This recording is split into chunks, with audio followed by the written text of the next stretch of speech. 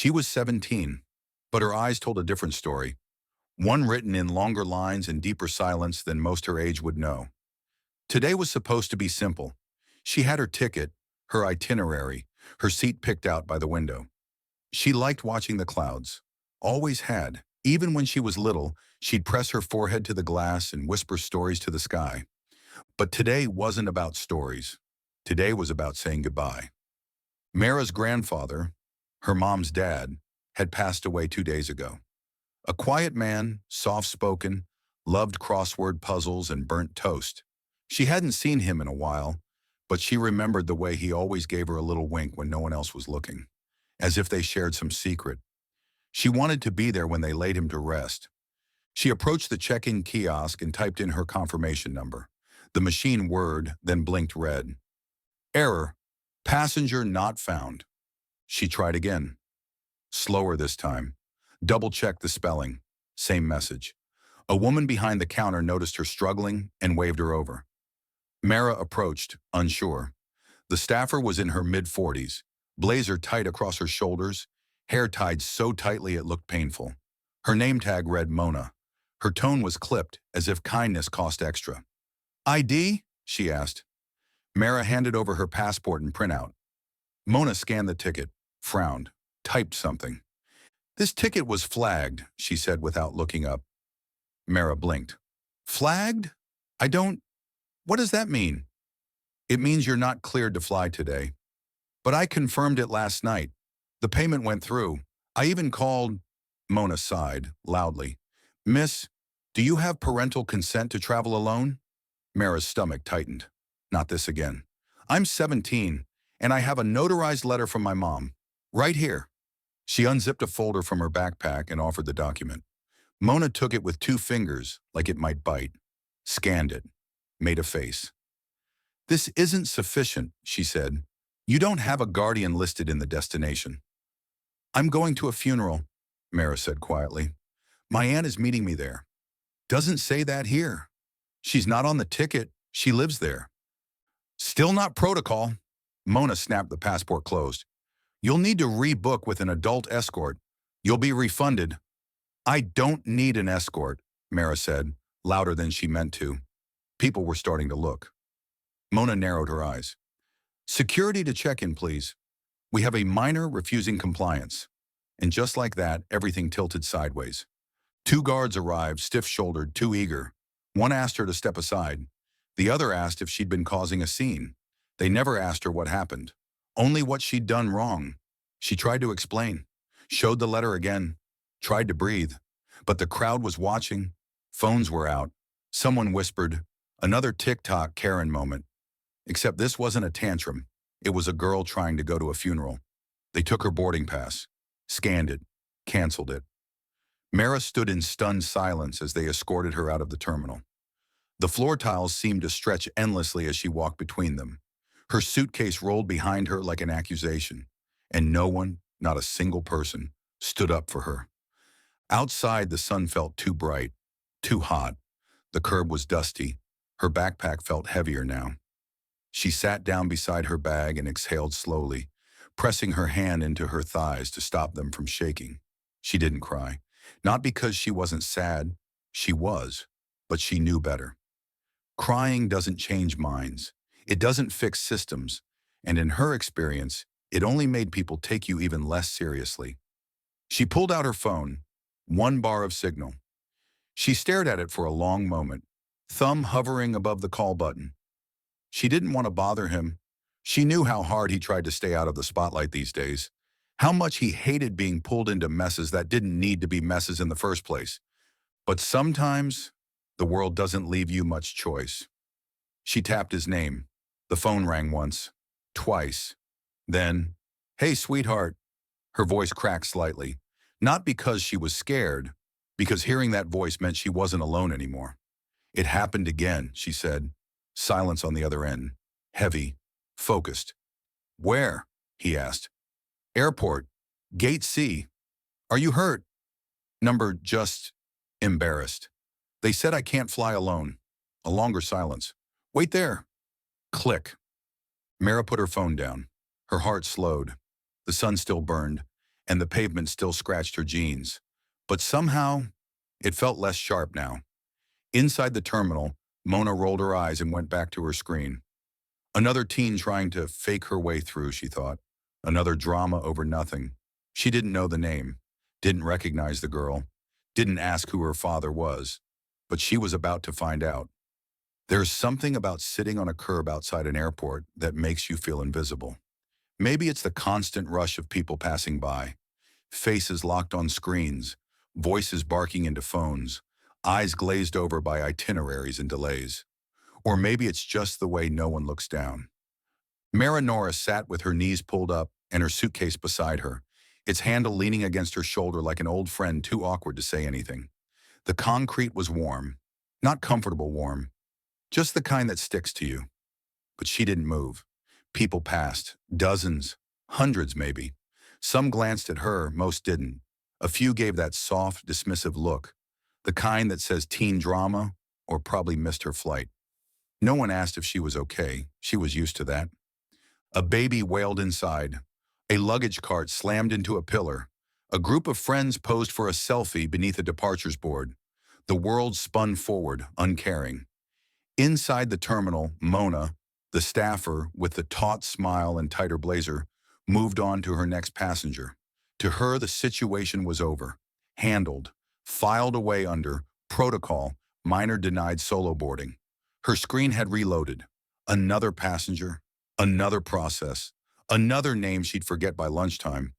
But the thing about dismissing someone too quickly is you don't always stop to ask the right question. Like, who's waiting on the other end of the call? Back outside, Maira checked her phone again.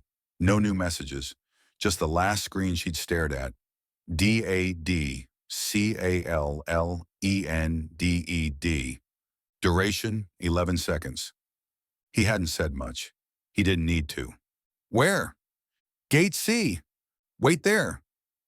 Click. And she knew. That was enough. She pulled her hoodie tighter around her shoulders and stared out across the pickup lanes, not waiting for a car, just waiting for time to catch up with consequences. Back inside, a young TSA officer who'd watched the earlier scene wandered over to Mona's desk. "You okay?" he asked casually. Mona shrugged. "Just another unaccompanied minor trying to sneak through. Fake documentation, maybe. Parents should really take more responsibility." He raised an eyebrow. She didn't look like she was sneaking. She got mouthy, tried to tell me how to do my job. Classic Gen Z entitlement. The officer hesitated.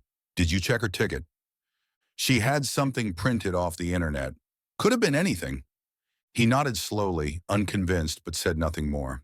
He'd seen enough to know when not to argue with protocol. Then the front doors slid open. No alarms went off, no sirens, no fanfare. Just the low hum of glass parting, the sound of boots on tile, and the subtle shift in atmosphere that happens when a room knows something just changed. People didn't stop walking, but they slowed. A tall man stepped through the entrance. Flannel shirt, jeans, worn boots, beard grayer than brown, eyes steady, posture relaxed but unmistakably alert. He didn't rush. He didn't scan the room like a tourist. He moved with direction, the kind of movement that makes bystanders instinctively step aside. Not out of fear, but respect their body hasn't even registered yet. At the security desk, a guard stood up slightly straighter. He nudged his partner. "Is that who I think it is?" His partner's eyes widened. "No way." Chucknorris didn't ask for directions. He didn't need to. He walked the same way gravity works, naturally, undeniably, and without permission. At Mona's counter, she was handing a boarding pass to a customer when the shadow fell across her desk. She looked up, her mouth opened to say something. Probably, "Can I help you?" But the words never came out, because she recognized him. Instantly, everyone did. You don't forget a face that's broken through walls and stared down armies, on screen or otherwise. Chuck placed a single item on the desk, a photo. It was of Maira, smiling, wind in her hair, a real smile, the kind her dad always said came from her mom's side. He didn't say a word.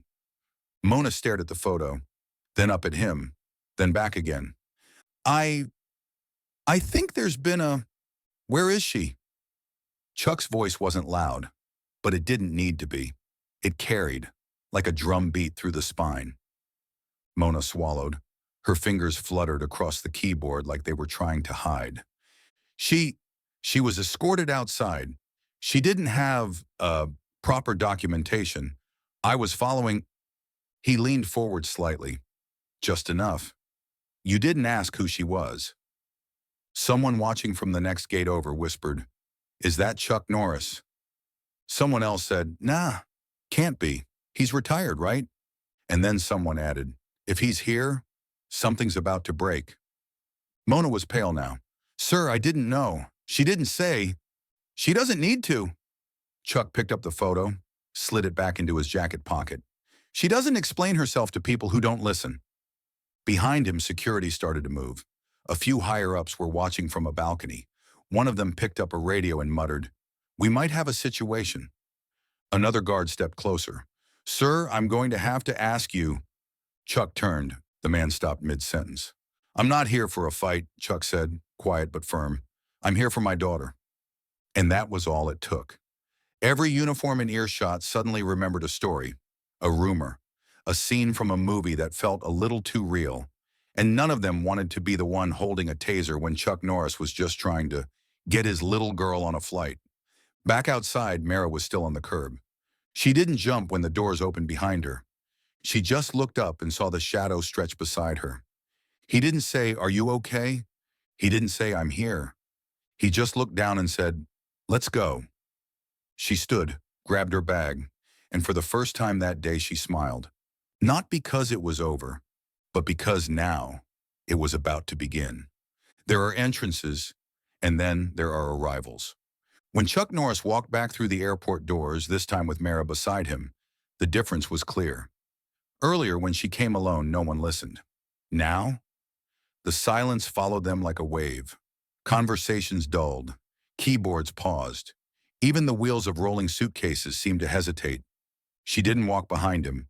She walked beside him. That was important. Chucknorris didn't protect his daughter by shielding her. He protected her by reminding the world who raised her. Inside, Mona, the same woman who'd dismissed Maira not 20 minutes earlier, stood frozen behind her desk. She'd seen Chuck's face up close, the unmistakable calm in his eyes, the authority that didn't demand respect but commanded it by default. Mona instinctively checked her hair, straightened her blazer, and whispered to a coworker, "I didn't know. I didn't know." Chuck stopped 10 feet from her desk. He didn't need to get any closer. His presence closed the distance. Maira glanced up at him, then back at Mona. For a second, she felt a flicker of satisfaction. Not revenge, not even justice. Just the soft realization that maybe, just maybe, the world had caught up to the truth. Chuck spoke, not loud, not angry, just precise. "She's flying today." Mona cleared her throat. "Yes, of course. We'll get that arranged immediately. There's a flight in..." "She's taking the one she was already booked for." Mona froze. "I'm afraid that flight already closed boarding." He tilted his head just slightly. "Then reopen it." Silence. Phones buzzed. Someone sneezed. A child asked, "Mommy, is that the cowboy from TV?" In the corner of the terminal, a security supervisor was watching. He whispered into his radio, "I think we have a priority situation." The voice on the other end replied, "Is it him?" "Yes." The response came faster than expected. "Do not engage. Assist if asked." Chuck turned to Maira. "You okay?" She nodded. "Yeah, better now." That answer was enough. A younger staff member, maybe 19, maybe new on the job, stepped forward with her tablet. She was visibly nervous. Mr. Norris, if I could, if you're okay with it, I can reissue her boarding pass and walk her through security right now." Chuck looked at her, calm, measuring, then gave the faintest nod. The young woman smiled, relieved, and looked to Maira. "Can I scan your ID?" Maira handed it over. As they processed her ticket, Mona tried to stay busy, tried to act like she was useful. But Chuck's presence had already swallowed the room. He wasn't angry. He wasn't threatening. But everyone around him felt the weight of accountability. It's strange how the energy shifts when someone shows up and simply doesn't back down. Not with words, not with fists, just with the kind of stillness that makes everyone else rethink their position. As Maira's boarding pass printed, Mona finally spoke. I, I just want to say, I didn't mean any harm. We have procedures. She didn't have a listed guardian, and the name, well, people fake celebrity names all the time. Chuck raised one eyebrow. Mona fumbled. I mean, she said her name was Norris, but that could have been anyone. And we get these kids with stories, and she didn't have a story, Chuck said. She had a ticket, a purpose, and a lot more patience than most adults I know. Mona swallowed. I was just doing my job. Number, you were doing your job badly. There's a difference. The tablet chimed. Maira's boarding pass was ready. Chuck nodded to the young staffer who'd helped. Thank you. She smiled wide-eyed. It was an honor. Chuck turned to Maira. You want me to walk with you through the gate? She hesitated, then shook her head. I think I've got it from here. A brief pause. Then Chuck did something only Maira ever saw him do. He smiled just slightly. Pride, plain and simple. Text me when you land, he said. Every time. She leaned in and hugged him.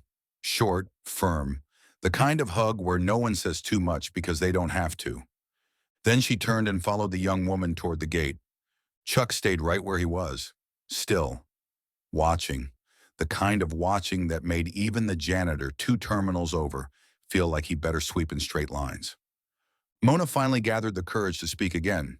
If there's anything I can do, there is. She perked up. Yes? He looked at her, level and steady. Start listening to people before assuming you know who they are. And then he turned and walked away.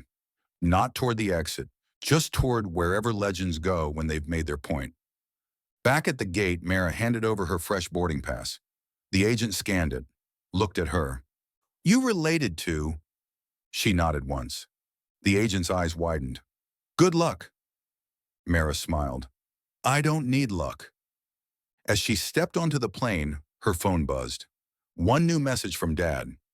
Proud of you. She grinned, pocketed the phone, and took her seat by the window, the one she'd picked all along. Outside, the sun shifted through the clouds, casting light on the runway like a stage. And somewhere, in some room full of screens and briefcases, a red folder with the name C. Norris was pulled off a shelf. Because when Chucknorris shows up in an airport, things don't go back to normal.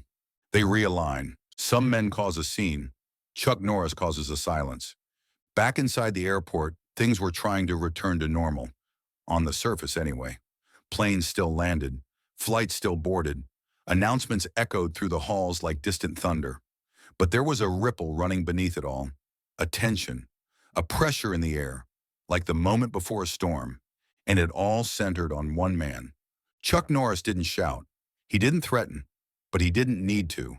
Because word had spread. Fast. Faster than a trending tweet.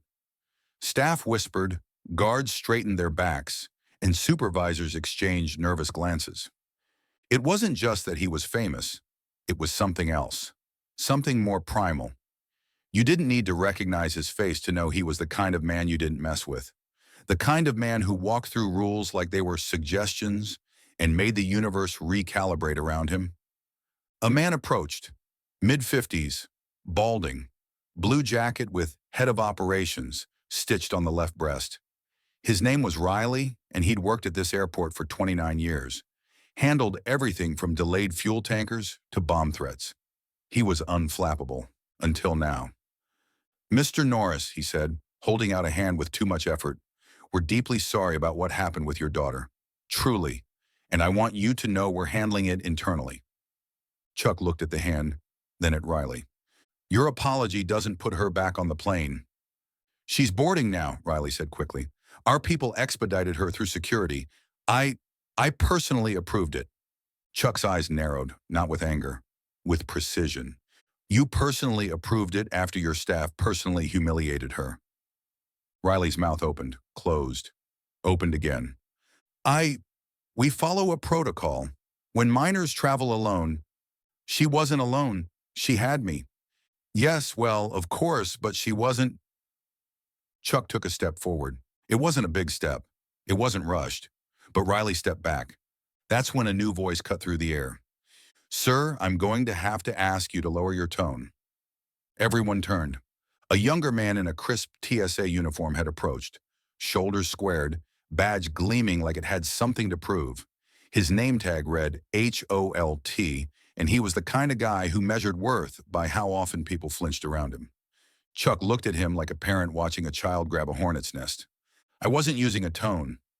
Holt took a breath. You're intimidating staff. That's grounds for intervention.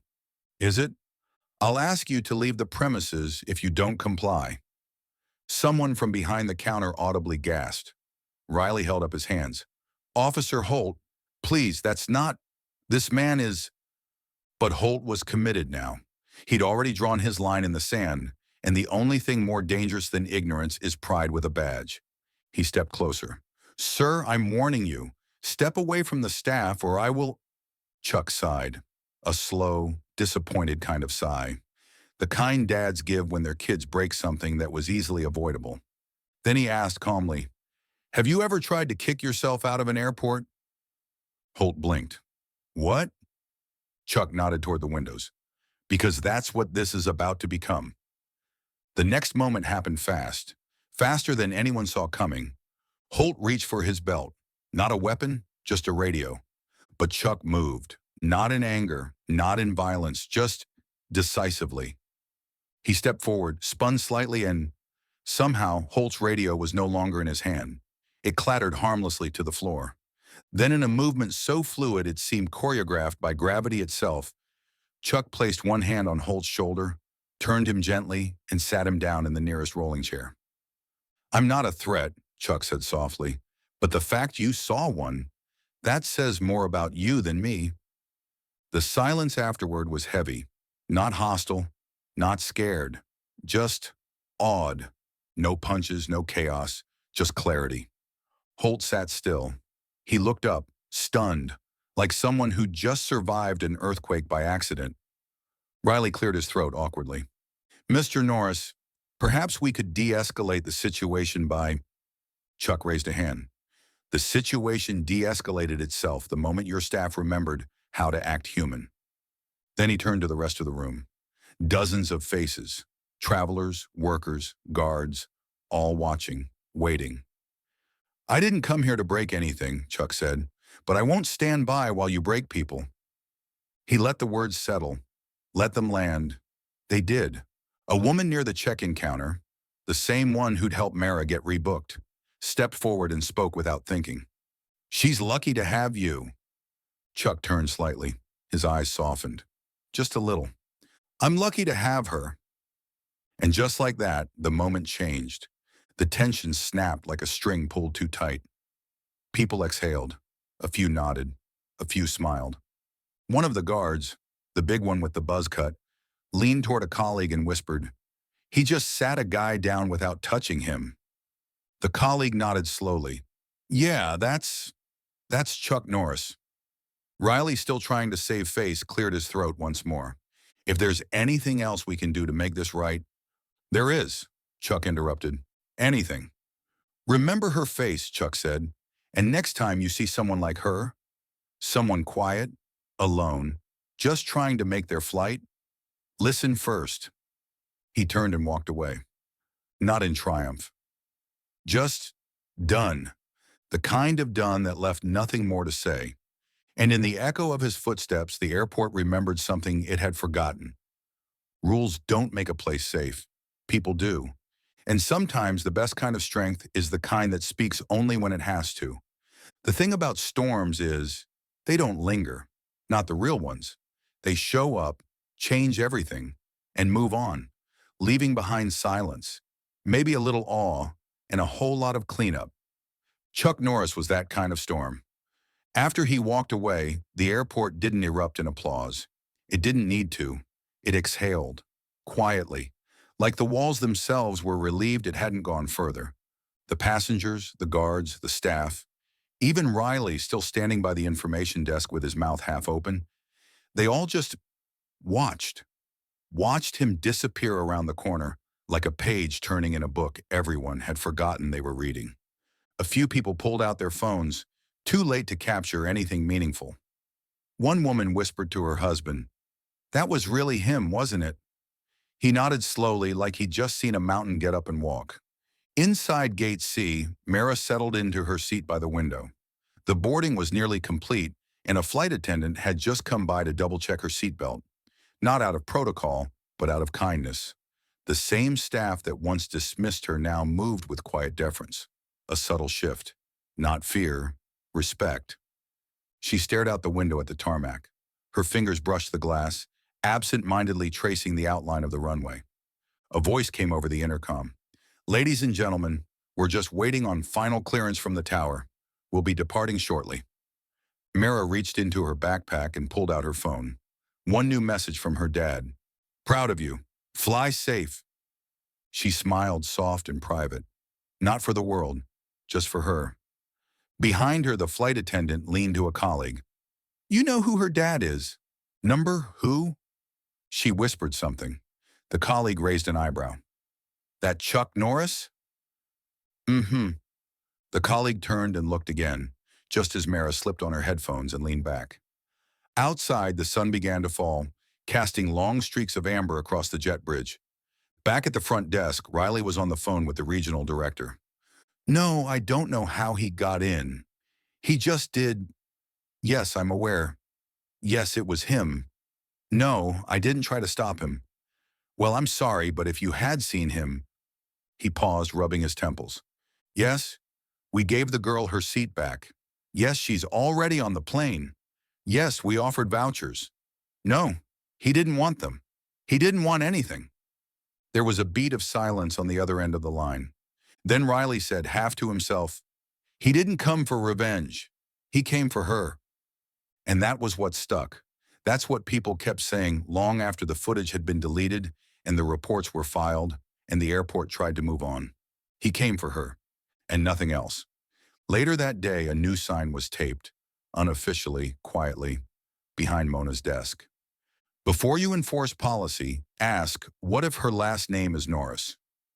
No one dared take it down. The rest of the staff took the message.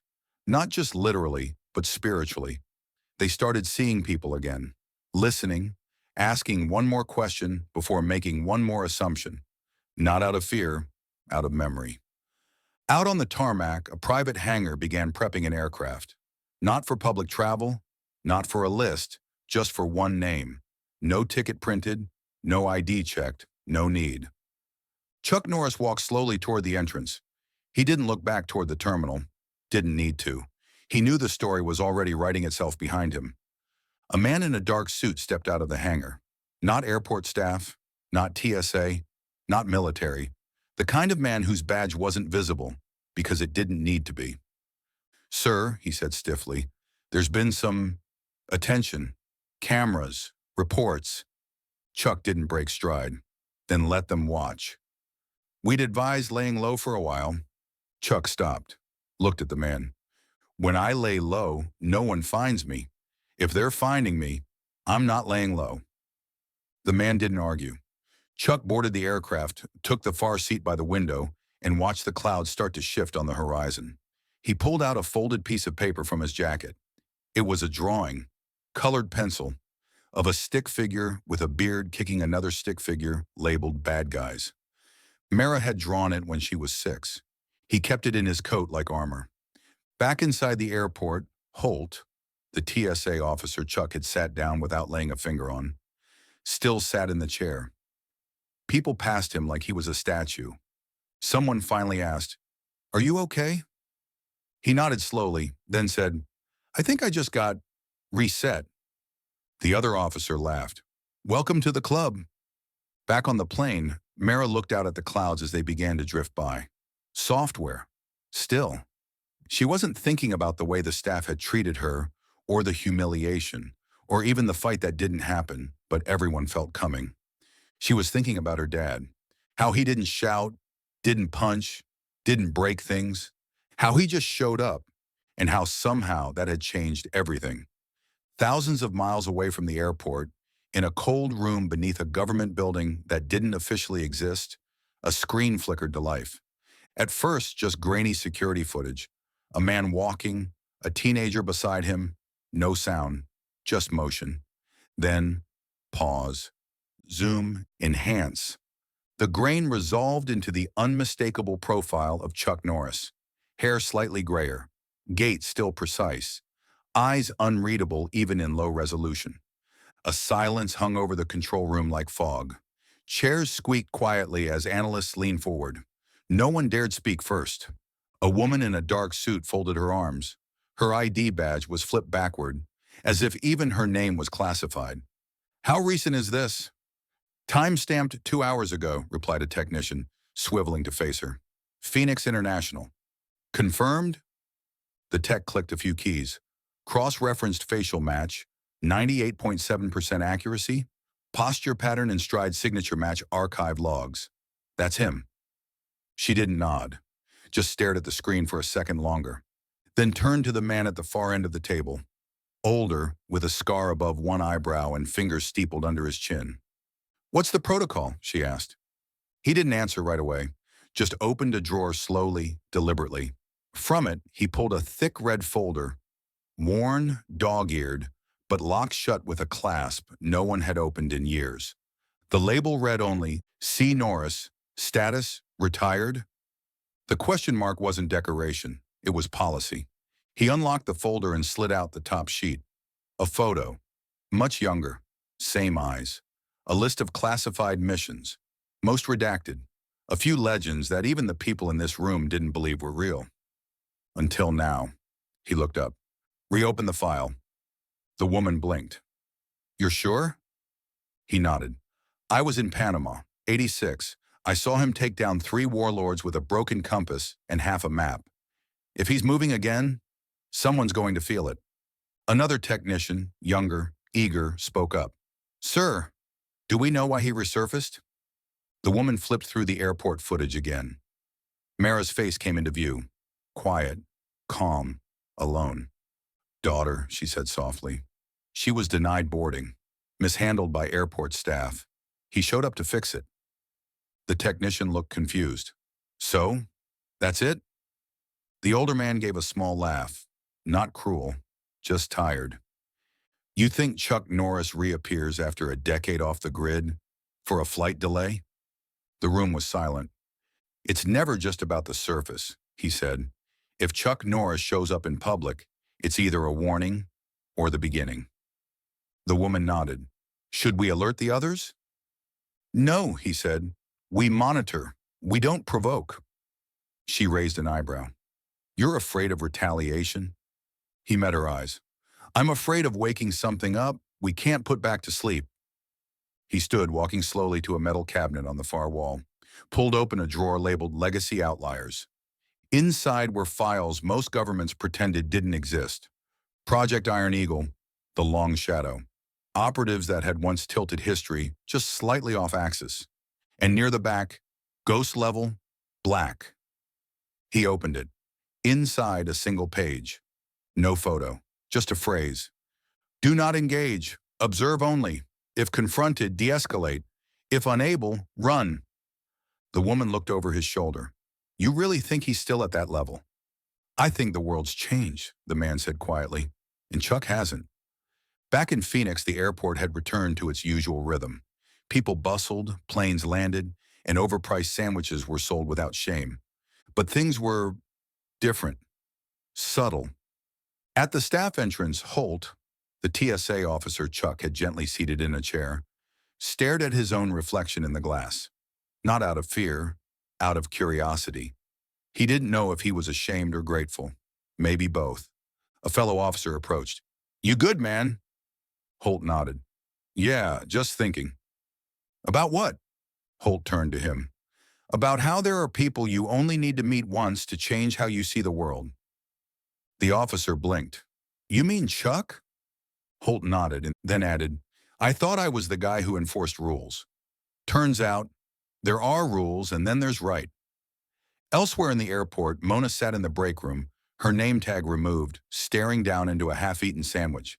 She hadn't spoken much since the incident. Not out of fear, out of realization. The kind that doesn't yell, the kind that sits heavy in your chest when you realize you could have done better and didn't.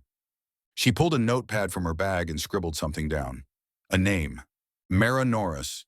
She didn't write it to file a report. She wrote it to remember. 1,000 miles above, Maira sat on the plane, watching sunlight flicker across clouds like silver coins dropped through water. She didn't know about the agency. She didn't know about the reopened file. She just knew her dad showed up, and that was enough. She put on her headphones and closed her eyes, not to sleep, but to rest. Really rest. Because when Chucknorris says he's got it covered, he does. Back at the agency, the screen refreshed again. Another clip. From another airport. A grainy image of a man holding a bag. Calm. Walking through a metal detector that shuts down after he walks through it. Another file pings open. "Sir," a voice says. "Another sighting. Not him, but one of the others. A name we haven't seen since Prague." The older man looks at the folder in his hand, then back at the screen showing Chucknorris walking calmly through an airport as the world reacts like a ripple moving through still water. He mutters almost to himself, "The legends are waking up." Stories like this don't end with fireworks. They don't need to. They end with a quiet breath, a full heart, and the kind of silence that stays with you long after the screen fades to black. Because this story wasn't about revenge or justice or some viral airport meltdown. It was about something deeper, something rare. Loyalty, presence, a father's promise. Maira touched down safely. The flight was smooth, no turbulence. She even got her choice of snacks. Not because she asked, but because the flight attendants seemed to sense they were dealing with someone important. They didn't know her, but they knew enough. Word had reached them through hushed crew chats and airport Slack channels. The girl in 17A was his daughter. And even if Chucknorris didn't ask for special treatment, the world had a way of giving it anyway. As the wheels touched down and the plane taxied to the gate, Maira looked out the window. Somewhere beneath all the noise of runways and engines, she imagined her dad's footsteps walking through the world. Steady, unshaken. She smiled. And somewhere, far away, Chucknorris was doing what he always did, moving forward. Not for attention, not for praise, but because that's what you do when you love someone. You show up, no matter what. Back at the airport, the staff had returned to their stations, but the shift in atmosphere lingered like morning fog after a long night. The head of security held a meeting. He didn't mention Chuck's name, but everyone knew. "All I'll say is this," he said. "Look past the paperwork. Ask the right questions. Don't assume, because next time, it might not just be some quiet kid at check-in. It might be someone whose last name can knock you out just by being spoken aloud." One of the officers snorted. "What's next? A statue in Terminal B?" Nobody laughed. The next morning, a sign appeared by the check-in kiosks. No announcement, no press release, just a small plaque. "Treat every traveler with dignity. You never know who's watching." They say nobody knows who put it there, but it hasn't been removed. Meanwhile, on the internet, the legend spread. Someone leaked a blurry photo of Chuck in the terminal. Someone else added the quote, "The air pressure dropped 3 degrees when he spoke." Reddit threads exploded. TikToks sprouted like weeds. Hashtags trended. Norris at Gate C, Father Force 1, do not engage. But Maira didn't care about any of that. Not really. She was back home now, sitting on the porch with her mom, sipping lemonade in the fading light. Her backpack was by her side, her shoes kicked off, her hair in a messy bun. She looked like any other teenager, until you looked a little closer, until you saw the quiet strength in the way she sat, the way she watched the sky. Her mom smiled. "He got there fast, huh?" Maira nodded. "Faster than the flight." "He always does." Silence. Then, "Did you thank him?" Maira looked up thoughtfully. "Not yet." She pulled out her phone and opened a text thread titled "Just Dad." Scrolled past old messages, some short, some funny, some so perfectly him. "Don't forget your charger. Let me know when you land. You can do hard things. I've seen you." Then she typed one simple sentence. "Thanks for showing up." and hit send. A minute later, 3 dots appeared, then disappeared. Then came the reply, always. Elsewhere, a mechanic working late in a private airstrip found a black duffel bag on his tool bench. Inside, a $100 bill, a handwritten thank you note, and a plain maintenance log already filled out. It simply read, "Everything works better when you treat it right. CN." Back in that nameless government facility, the file marked C.Norris was placed back in the drawer. Not closed, just waiting. The analyst, young and jittery, asked his supervisor, "Do you think he's going to come back into play?" The older man shrugged. "He never left. We just got quiet." The analyst leaned in. "Should we be worried?" The man didn't answer. He just smiled. "Depends who forgets to mind their manners." So what's the takeaway? What's the moral? Every story has one, whether it wears a cape, a badge, or a beard. This one's simple. Never underestimate someone just because they're quiet. Never assume someone's alone just because they haven't raised their voice. And above all, never ever mess with a girl whose dad is Chuck Norris. The world didn't need Chuck Norris to prove anything that day. He didn't roundhouse kick a plane out of the sky. He didn't break bones or windows. He didn't even raise his voice. He just walked in, and the room adjusted.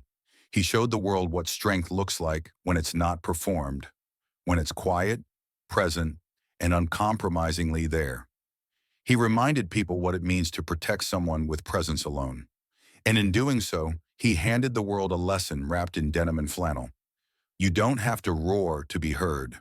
So if you ever find yourself at a check-in counter with a girl who seems calm, too calm, and her ID says Norris, let her through, because someone will come for her if you don't, and you won't be ready. Chuck Norris doesn't check in at airports. Airports check in with Chuck Norris. When Chuck Norris walks through security, metal detectors salute. Chuck Norris doesn't fly planes. The wind just moves out of his way.